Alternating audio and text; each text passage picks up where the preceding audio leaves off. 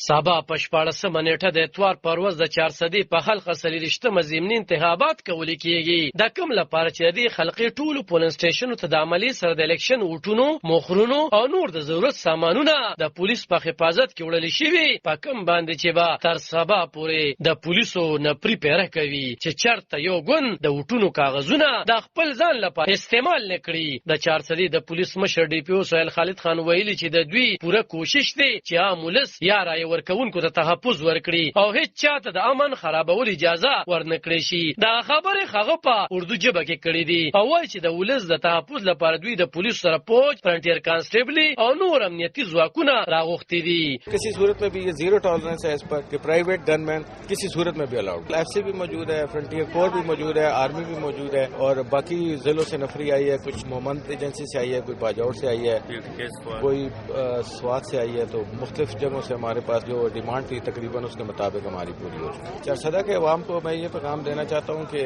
कल आप अपना वोट इस्तेमाल करें, पुरअमन तरीके के साथ आएं। पुलिस आपको तहफ़्फ़ुज़ देगी बगैर किसी दबाव के, धौंस के, बगैर किसी झगड़े के।